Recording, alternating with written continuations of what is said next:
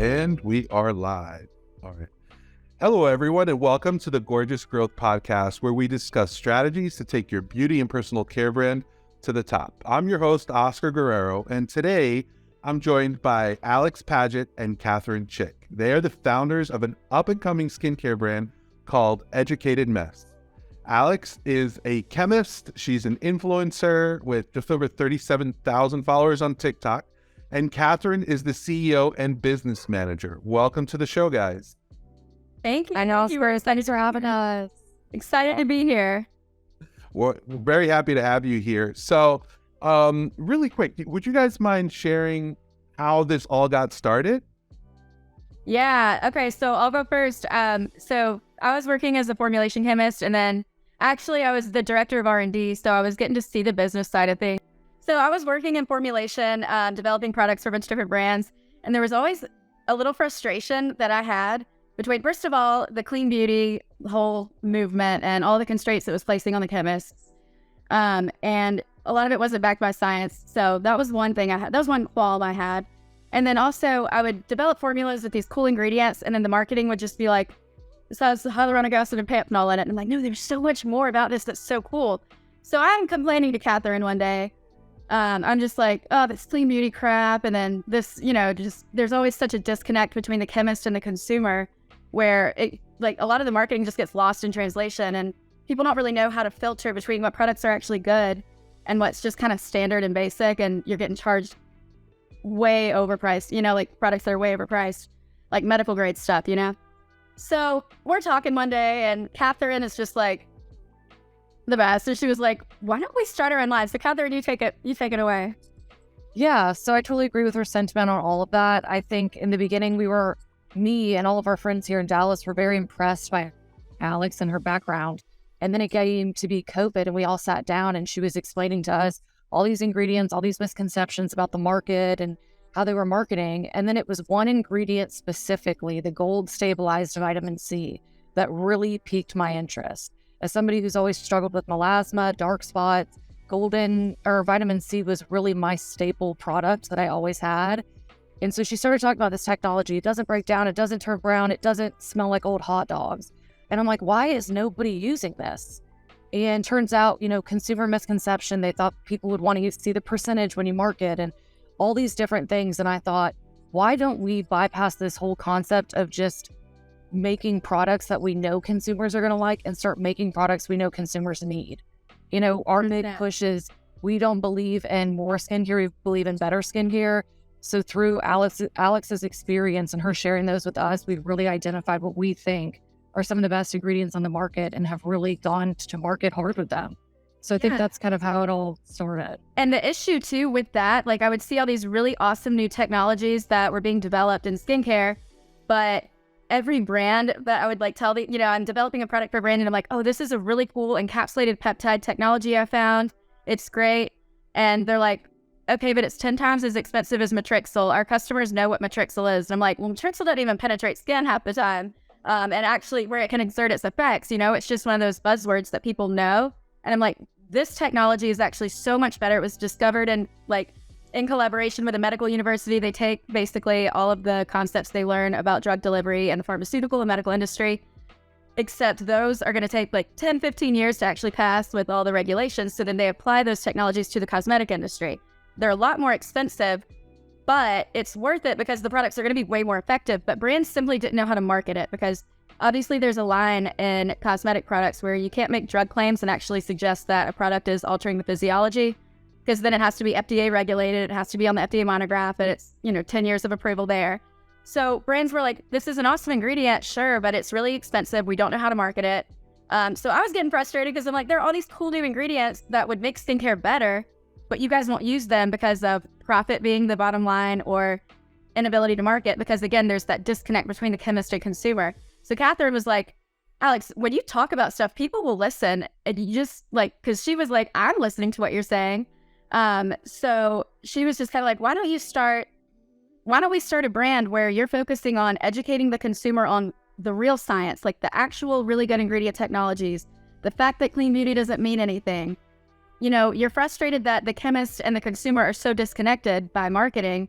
Why don't we fix that? So that was kind of what got, started sending my brain into overdrive. And I'm like, okay, we could actually do this. But I was terrified to start posting on TikTok. I'm like, first of all, no one's going to care what I have to say. There's going to be haters. It's going to be hard. It was overwhelming to try and decide like what kind of content I would even make in the first place. I'm like, I could talk about 4 things and that's it. And she's like, just start posting. It'll get easier. And she was very patient with me, which I'm very grateful for. Because it was not until a few months ago that I started posting on TikTok. Oh, wow. And I started building a community of different, skincare TikTok people that I had looked up to before. And now they're my friends. And that's kind of like the coolest thing in my opinion. Yeah, no, that sounds amazing. And that sounds like an amazing journey. One of the things that really stand out to me about all of this, it sounds like you're very passionate about what you're doing, right? Like you're really into the ingredients, you know what works, you know what doesn't work. I know that you review clinical studies, and all of that basically just shows how much you love the brand, right? Yes. Oh, this is our educated, messy baby. You have no idea. I tell her when someone leaves a good review on one of our products or leaves a comment on TikTok that they've tried it and loved it, I'm like, this is how I imagine mothers feel when their kid like takes its first step or gets an award at school. And like, this is the pride that we feel. That's awesome. This is a common theme that I see among brand owners. And it's basically when they are extremely passionate about what they're doing and why they're doing it, they're not just driven by profit. The profits will come, right? They will come after, but I do believe that there's something outside of the revenue and profits. It's something that's bigger than themselves.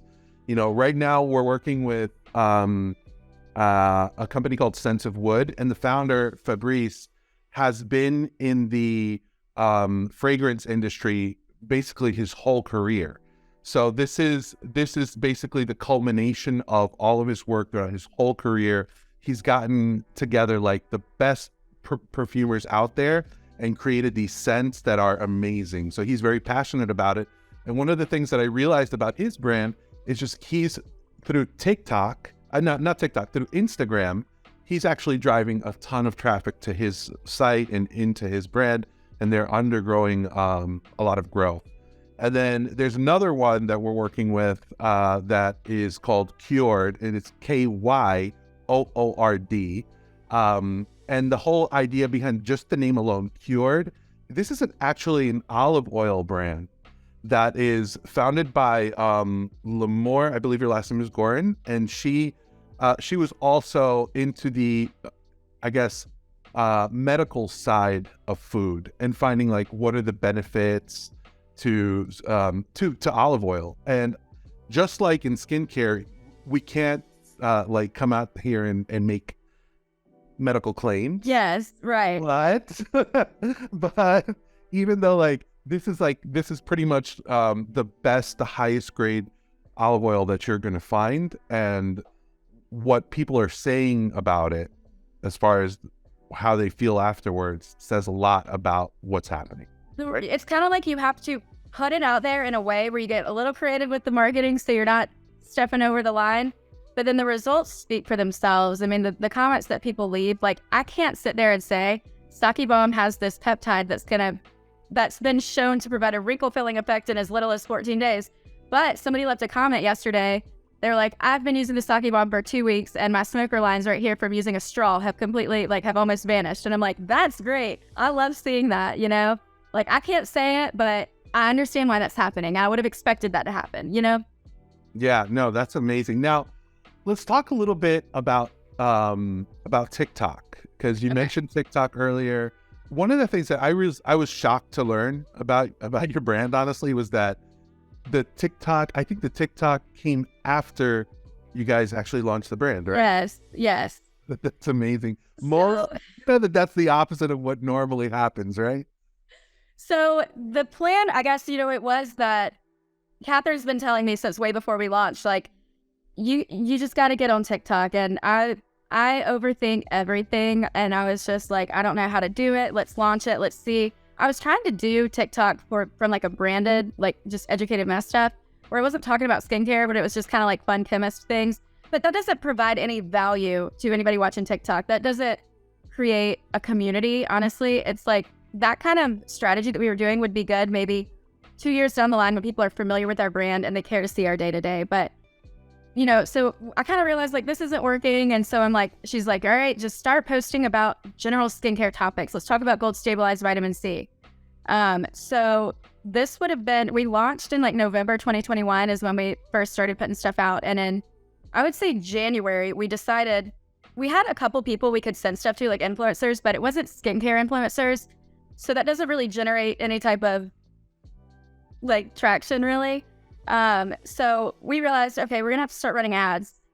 There were issues with our Meta Facebook. That's a whole other story for a different day. So we're like, all right, we got to pivot our strategy a little bit. Catherine's like, I've been telling you to post TikToks. So I finally, in like May, it was kind of like, all right, you got to do something. So I started posting more TikToks about like different clean beauty concepts that I didn't agree with, kind of like just hopping on trends and saying stuff. And then that's when people started asking me, oh, so you're a chemist. What do you think about this product? What do you think about this product? And I was like, oh, people care what I have to say. Yeah, I'll give my opinion on this product. And it kind of started growing from there where people were asking me to review common products on the market. And then somebody asked me a question about vitamin C and I was like, this is the perfect opportunity to talk about the gold stabilized. And then people started caring and I realized, wait a second, if I post about my own brand, that brings it exposure.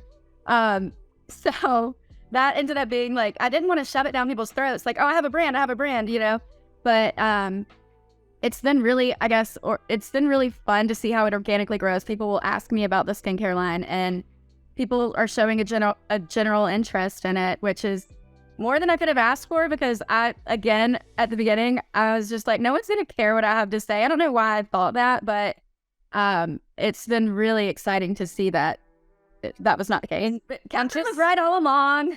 Well, and just to add to that, even though it kind of went in a different order than I think we were expecting, where the TikTok took off after the launch, I actually think it was meant to be. We had some business hurdles, some branding changes we wanted to make. And so right as she was starting to pick up steam was when I really think we got the business down. That's true. So now I think we are more organized to scale, to take on investors, all the things. So I think it actually ended up working in our favor. Yeah, I was going to say too, like last, I guess February was around the time we had sent out stuff to a couple people and our feedback was just the packaging fell flat, which she and I are not designers, So we did decide to hire a branding agency to help really just make our packaging and our whole look and our website fit what we're trying to do. Because it was kind of plain. It was very like spa-like, I would say. It was pretty, it was clean, but it wasn't fun, bold, and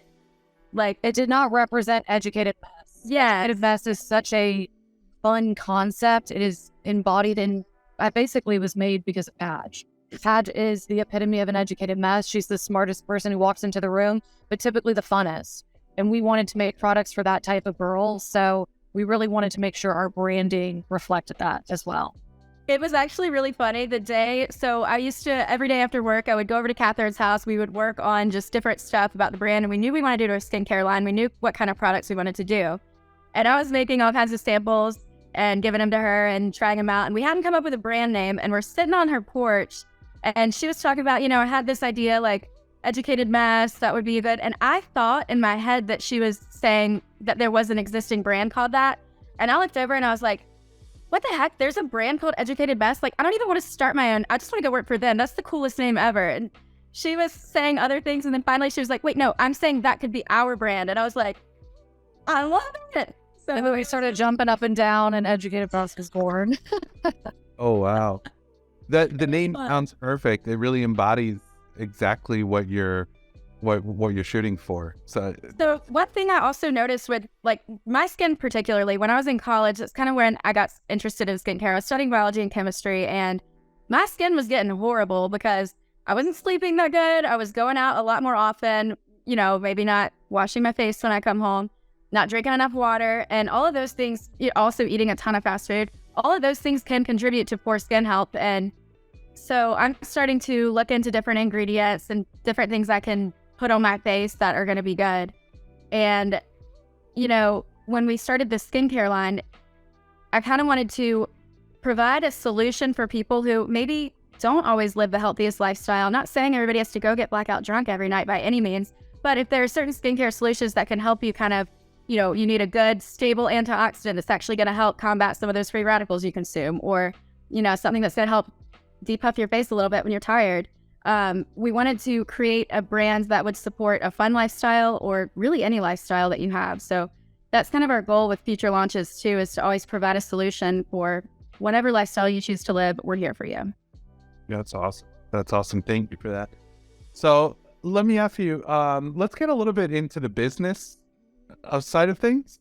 Okay. So how did you guys, it sounded like you didn't get investors to give you the money to launch this brand. So how did you guys fund the launch? Catherine, I'll let you take it away. Yeah, we are fully bootstrapped. My best advice to anybody who's young is invest wisely and don't buy designer bags, which is exactly what I did. So between Alex's father and myself, we bootstrapped the entire thing, and still to this day, obviously, we have profits and whatnot, but we still have not taken investors, and we're looking into it. We are probably at the point now where we're looking to scale, and obviously to scale, you need millions of dollars. So originally started bootstrapping, but definitely plans to invest here in the future. Yeah, or get investors, that is. I was fortunate with Catherine having interest in a skincare line with me because she was absolutely crushing it in medical device sales, and chemists don't make a lot of money in the skincare industry, I'll be honest. So I couldn't match her, but I was very, very privileged to have an amazing father who believed in this vision a little bit. I had to, show him a couple plans and different things that we had in mind. And I'll be honest, what I asked initially was not what it ended up being. And to this day, he's like, had I known how long this was going to take, I probably would have done it. And he's like, I'm glad we didn't know.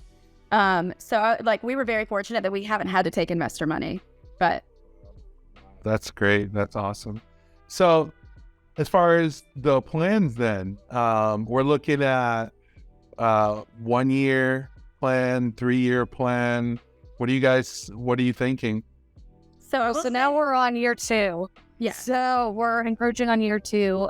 Big plans for year 2. We would hope to reach probably, I'd say, $500,000 in sales this year, which we are on track to do based off the trajectory of our growth. I was going to say, based on how quick we're growing, even my dad, he'll look at the sales and stuff, and he's like, every day he's like, wait, this is insane. And I'm like, we told you this was going to happen, but it just took a little minute, Yeah. So $500,000 in sales this year, obviously $1 million year 3, I guess. And then hopefully we are really interested in getting into some big box retailers. Fingers crossed, we'd really like to hold out for Sephora. I think that is just kind of the end all be all when you're a skincare brand. But in order to do that, we're going to have to start looking at investors. So I'd say end of this year and year 3, one of our other goals is also to take on investors, whether that's friends and family round, VC. We're looking at a couple of different options. Okay. And definitely, in this next month, now that we have our new packaging, the plan is to send out PR boxes to a lot of people. And it's kind of funny because maybe a year ago, I was starting to look into different TikTokers. This was way before I ever started posting on TikTok. And I'm looking at different profiles of people that post about skincare. And I'm like, oh my gosh, this person, if we could just get them to try the product, I know they would love it. But I had a list of people that I'm like, if they would just try it, I know they'd love it. And if they would talk about it, that would be huge. And hopefully their manager would respond if we emailed them. And now pretty much every person that I had thought, I look up to this person. They're a great skincare TikToker. And I love their information they give. And pretty much every person that we had on that list is now somebody that I interact with daily on TikTok and have messages back and forth with and I've become friends with.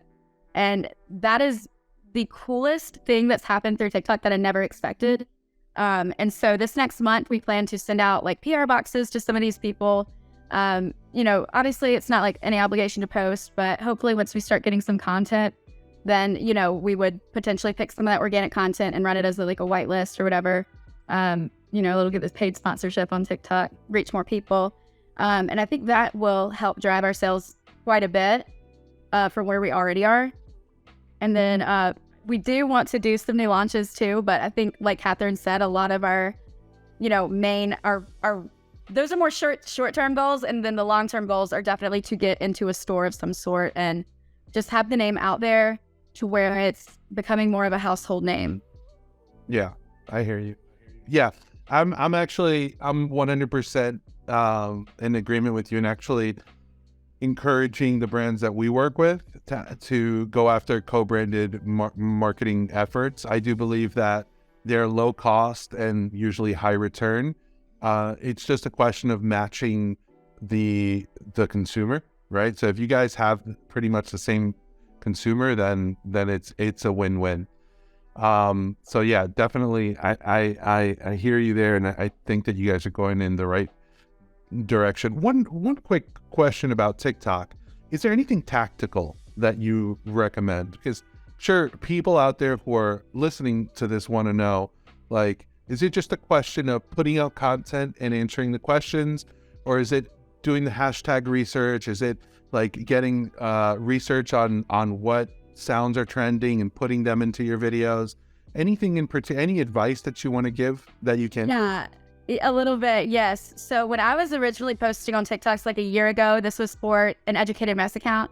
And I was looking at what time should I post, what hashtags should I use, what things are people searching that's going to drive around. And there was no growth. Like it was not authentic. And it was like I was posting to fix or to feed an algorithm, and it really wasn't working for me personally. And I know there are some people that would work for. But for like a niche type of, for an educational niche, I feel like you have to provide some kind of value to the consumer, and just simply following trends and posting at the right time, that doesn't make somebody stop and watch your video and think, I need to follow them. So where it really took off, I will say my brother does a lot of TikToks for like FanDuel. He works for FanDuel, but he has quite a decent TikTok following, and he used to just tell me like, hey, just, you know what? It doesn't have to be this hard. You don't have to come up with all of these content ideas.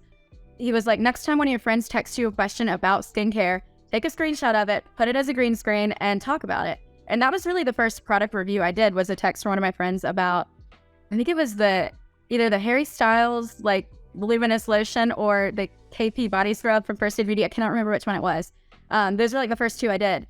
And that was where people started saying like, oh, here's, you give reviews of products. Like, let me ask you about this one.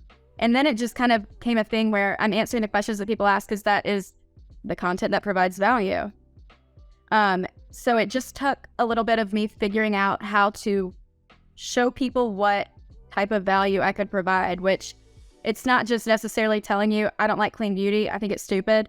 It's like, okay, well, here's a product that's good, here's a product that's bad. This one went viral and there's really nothing special about it. This one's $100 and there's one that's $20 just as good. That is the type of value that my followers like to see, at least. So no matter what time, I don't even pay attention to what time I'm posting now. I don't pay attention to really, I do some hashtags, but it doesn't really make a difference. One time I accidentally posted something without a caption at all, and it went more viral than the other stuff I'd been posting that week. So I think really, in my opinion, and there are probably a lot of people that will disagree with me, and maybe this works for other people. In my opinion, it's more about being honest with yourself and like not being so self-entitled that you think that everything you say is important to people. It's not. Just try and think of like, even though this is a cool concept to me, is this actually giving people something that they can, information that they can do something with. So for just, I was just going to say, just to add to your point, one thing that Alex does really well that I think you probably noticed with a lot of big influencers like the Alex Earls of the world is she keeps it very organic but on brand. So I think people know what they're getting when they come, but it's a little bit different every time. So I think one thing that she's really mastered, I think in the beginning we thought you had to have these pent up, lab coat videos and all of this stuff. And we realized very early on, that's not really what people want. People are on TikTok to see this kind of organic content. But I think in order to keep it, people coming back, you have to stay on brand. She does a really excellent job at that. Yeah. So, I'm in the beginning thinking like, I want people to take me seriously. I would wear, like sit in front of my lab area or something when I would answer questions. And I also was not very good at like being personable when I talk. It was more like, this is my opinion on this and this and this. And you forget, I think, when you're making a video that There's the light coming in. You forget that the way people are consuming TikTok is they're scrolling from one video to the next. So they might be watching a comedy skit and then watching a dog walking on two legs. And then the next thing is a chemist talking about skincare. If they're not in the mindset to consume that information, they're just going to keep scrolling past. And if you're sitting there talking like, I am a formulation chemist and this is my opinion, they don't care. So, one thing I noticed like that has, when what kind of like when I started getting more growth per day or whatever is when I do more videos where I'm a little more conversational and not acting like I'm friends to people, because I actually feel like my followers are my friends, but it's when I'm talking to them as though I'm talking to a friend that really is when like the growth started really happening, where I'm getting more engagement on my posts, I'm getting more shares and more likes and stuff like that. And it's not even like I'm doing it for the likes. There are a lot of things that I just think are important to say, and it's just an added bonus when people agree with me or comment that they really liked the recommendations I made. It's just, I don't know. It's like what's the word? The recognition follows the effort, I guess, instead of the other way around. I don't know. Okay. Does that make sense? Yeah, it does. We may need to take two on that one. Yeah. I know. Okay. I know, because I'm like, but I understand what you're saying. I understand what you're getting. If you could have given yourself advice when you started on this journey, what would it have been? Okay, I'm going to jump in on that one. Yes. My advice to anybody starting a brand is strategic delegation. Finding people who can make up for the things you're not good at. I think you can do everything, but there are specialists for a reason. Like if we could go back in time, we would have hired the branding agency off the bat. We have an incredible branding agency, Youngblood. Actually out of St. Pete, we would have hired them 100%. Running Instagram ads, all of those things, just trying to find people to do those things for you, I think is key.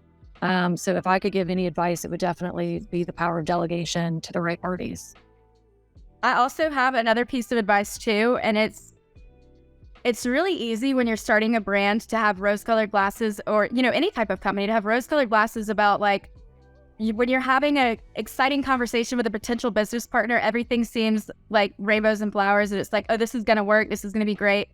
Catherine and I got incredibly lucky to find, like we said, our yin and yang. Like I found the perfect person to start a business with, and she has completely supported me in every aspect of this whole business. There were definitely times that she likely should have been, if she wasn't, very frustrated with how long it was taking me to start posting on TikTok and start really digging into the advertising side of things. And she never placed that frustration onto me to, create anxiety of any sort, which I'm very grateful for. But we also have such a mutual respect for each other. And we know that we are in this 100% together. We've never really had a thing where it's like, well, this is my brand, or, or she's never been like, Alex, I've put way more money into this than you, so you need to get your shit together, So it's been really nice to have a partner that we have a very much mutual sense of respect for each other. And I think that's one of the more important. Absolutely. Yeah, absolutely. Especially if partnerships are difficult. So finding the right partner is key. Absolutely. So let me ask you. Actually, wait, I was going to add to that though. Before this, and this might be, I don't know, but before Catherine and I had really decided to do this line together, there had been maybe 3 or 4 people in my past that I had worked with or known through the industry that had been like, we should start a line together. And I'm like, all right, show me everything that you would do. I don't know how to create a brand. I don't know how to start an LLC. I don't know how to do all these things. I know how to create the products, but I would not be good at that. So just show me what you would do. Show me a brand name, show me a concept, and like, let's run with it. And it just never, there was never anything that was the right fit for me. And no one else that I found that was as passionate as Catherine is. So we had a conversation, and I'd had that conversation with 3 or 4 other people in the past, and it's like, I get excited about it, but I'm not necessarily like headstrong about it. And maybe 2 days later, I come over, she's got a Pinterest board of like different types of branding images that she's thinking up. She's come up with a brand name, and I'm like, oh, I found my person. We're doing this. And, that kind of goes into like finding the right business partner. She has always, our visions for this brand have always been completely compatible with each other. I'm going to cry. But she's so spot on. It really does make it more fun. You know, you want to have fun while you're doing. I think that adds to the passion and having somebody that you can enjoy it with. I mean, we're in a civil partnership.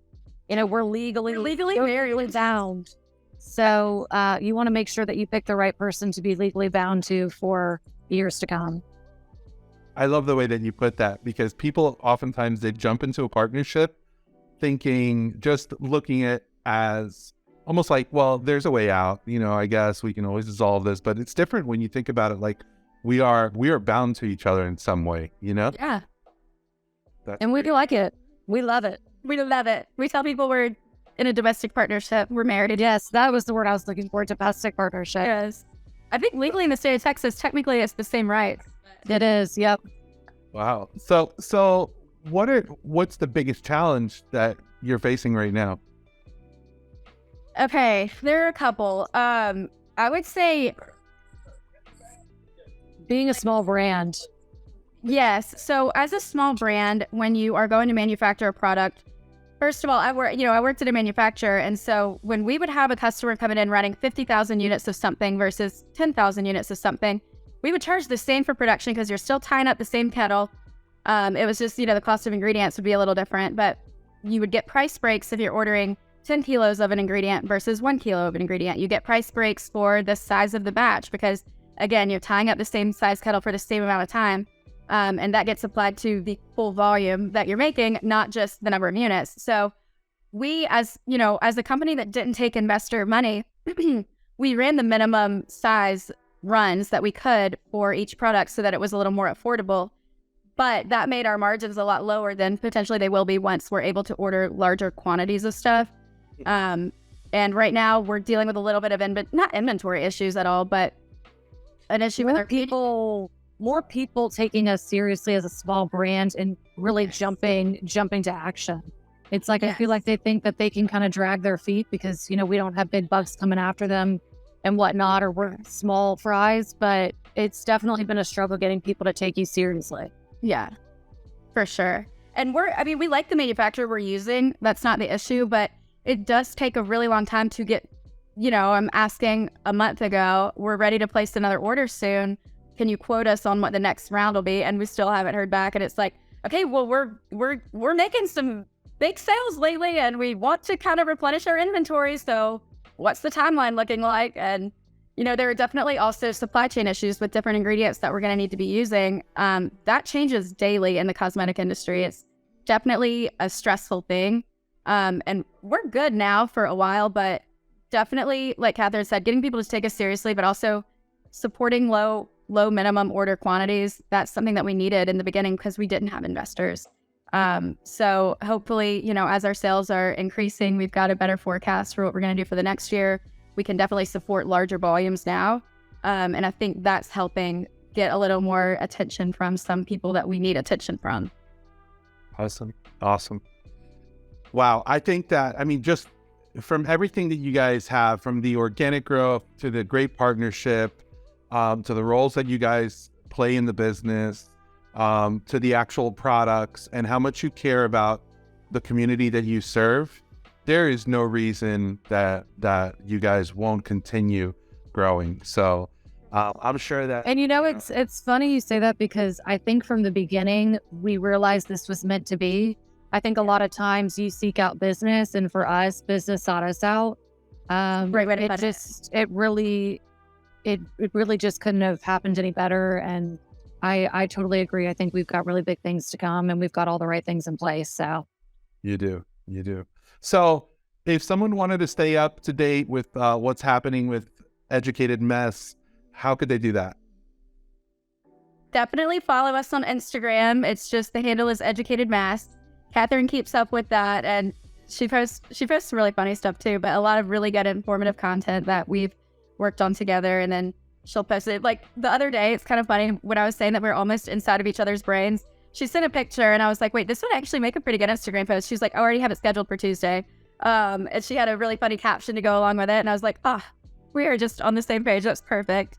So definitely follow us on Instagram at Educated Mess. And then definitely follow me on TikTok. I'm trying to talk more about the brand, which sometimes I literally, there have been times that I've done a video on different peptides that I really like, and then someone will comment and be like, in the context of the video, I'm talking about serums, and I completely forget that our Sake Bomb moisturizer has that same peptide complex. So somebody commented, they're like, you're not even going to talk about your product that has that same technology, and I'm like, I'm the worst business person ever. Yeah, we use it. But so I definitely am making a point to focus more on talking about educated mess, especially now that we've done the rebrand and we have, the new packaging that we are so proud of. So I'm definitely, if you follow Alex Educated Mess on TikTok, you will definitely hear more about Educated Mess and where we're going. I share a little bit of behind the scenes info about, different products that I'll formulate in the lab and hopefully turn into a product soon. And that's also really fun, having the lab in my house, because sometimes I'll just play around, and like the other day I accidentally made a really cool product. It was like I was just playing around with different ingredients to see, and I'll tell you a little bit about it, and we can cut it out later if you want. But so with an emulsion, it's usually just oil and water mixing together. Those are going to be a creamy substance because the refractive index of the oil phase and the water phase are different, not reflecting like the same, so it becomes opaque.